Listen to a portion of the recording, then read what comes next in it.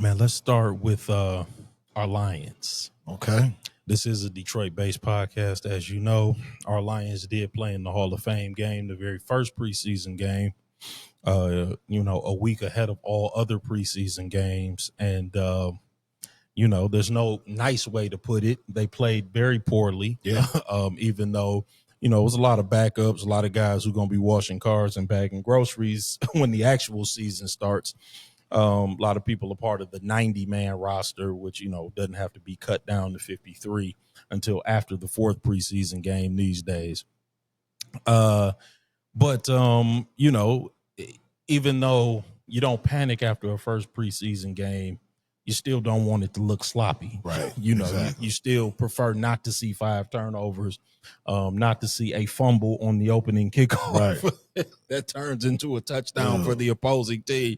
But I'll take your impressions of the Lions Hall of Fame game, the preseason debut, and then I'll give you mine, man. Are you panicking? Are you upset? Are you taking anything away? Nothing is everything. Everything is something. Well, I'll put it to you like this. I'm not panicking, but with that said, that was a tough watch. Yes, I concur. I'll keep it real with you. Like if I didn't know that, we were coming in to do this Wednesday, I would have turned that game off. Indeed. In the first quarter. Yeah. Like, I was like, oh yeah, I've seen enough. Like, okay. But again, doing what we do, we kind of have to take a deeper dive. Yeah. So I guess like the more concerning part, and while also not trying to make it more than what it is off the first preseason game, it's like, okay, do I have to keep an eye on preparation now? Mm-hmm.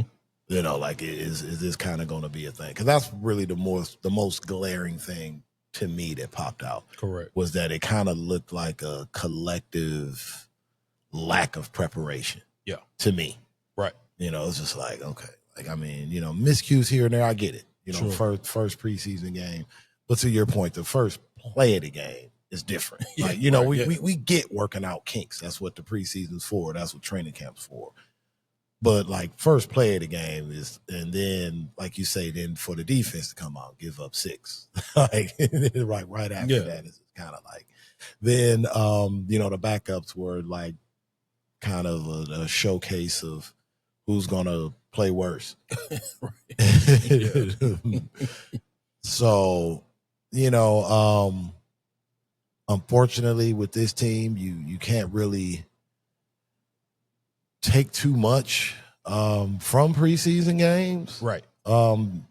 We've talked about it before because of, the lack of reps that our main guys get. Correct. So, I guess I will have to take a more more so of like a 30,000 foot view. Yeah. Of the preseason, right, and just kind of look at the bird's eye view. Yeah, just kind of take a look at like, are we clean on the details? Because if you think about it, our shortcomings, in the playoffs were kind of like miscues, like stuff, like routine stuff that you normally would do. Yeah, in your sleep when you're an athlete of their caliber. Mm-hmm. So. Maybe that's the thing that's plaguing us in the high stake games, the high pressure games. So for now, I think I'll probably keep an eye on that. Yeah, right. Well, we ended the season with a 5 turnover game. Right. Started the preseason with a 5 turnover game. So, nothing is everything, but everything is something, right? Uh-huh. I kind of feel the same. 2 new coordinators. And while I think that Dan Campbell is a really good coach in his own way, I do think that he's not a details guy. Okay. I do think that a lot of that was left up to the coordinators. A lot of that part of the game planning was left up to the coordinators. So that's what I saw.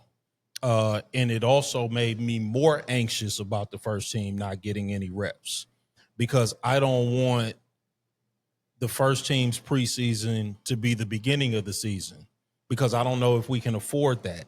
You know, like if these backups are struggling with the details, you know what I'm saying? Like, right.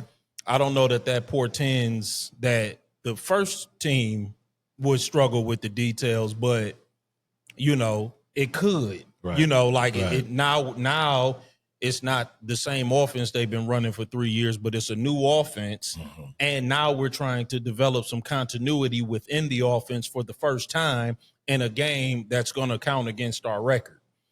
I don't know that that's prudent, right. You know, and I know that, you know, I got a little flack. I know we were a little hard on Dan Campbell in our last broadcast. You know, Dan Campbell is definitely the best Lions coach that they've had in my lifetime. So, you know, while they thought you was coming for Dan. I know, listen, I like Dan Campbell. I think Dan Campbell is terrific in his own way. And yes, listen, but you're a detail guy. Correct. We lost 2 games by a grand total of 10 points. I mean, I don't want to lose the last year. I mean, we were that close to being undefeated. Right. So I don't want to lose that. Right. You know, but I do think that it's important to assess critically what it is that we need to do better, because we're so close. Right. I get you. To where we want to be, that we can't get comfortable. We can't start to believe again that the formula works until it works. And that's the danger of getting very close. You know, like it's the old adage, right? The 2 most difficult things in life to deal with are what? Success and failure. Yep. We've had that success. We've tasted some success. So we, you know, so it's very difficult to be like, I need to change my formula when I had a 15-win season. Yeah. You know, you just like, yeah, we just got bit by the injury bug. Yeah, we did, but there was also some things that we could have done better. For sure. It's not just a matter of, you know, if we have luck in staying healthier, there's also some things that we can assess and get better at. So with that being said, you know, no, I'm not panicking after the first preseason game. We got a week less of preparation than everybody else because we had to play the Hall of Fame game. So there's that. We do have 2 new coordinators. It was a bunch of backups out there. Of course, they were playing a bunch of backups, but still, you know, so a few good hits out there. Correct. Yeah, some sloppiness, but Big Isaac looked pretty good. Yeah, listen, there were some things to take away. He's a big kid. Yeah. That was one. That will probably be the other takeaway, was that I did not realize Isaac TeSlaa.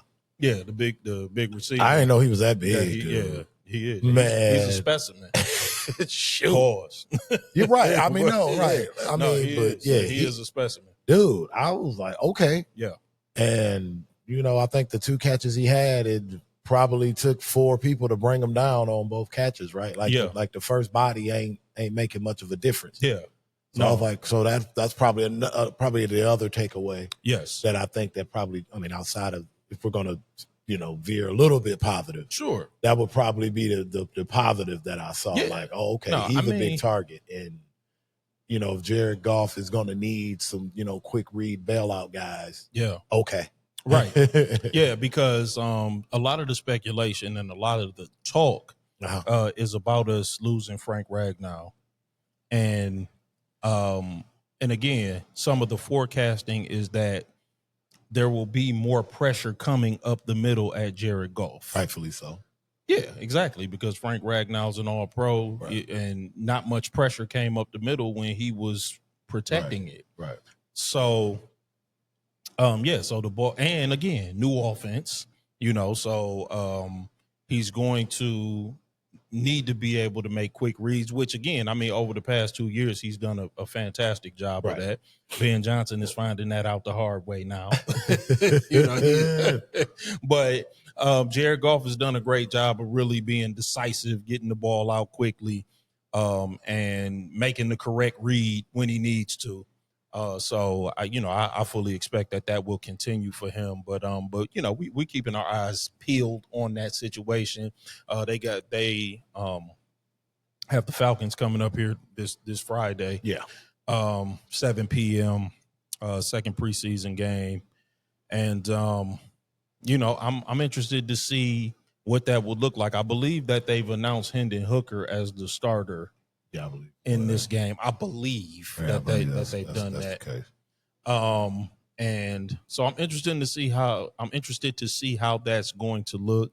I'm still holding out hope that we will get some first team reps in the preseason. I do not want to be trying to establish continuity in a new offense with our number ones week one. Playing a division opponent. The division schedule is very important, as we saw last year, because a lot of tiebreakers are determined on that division schedule.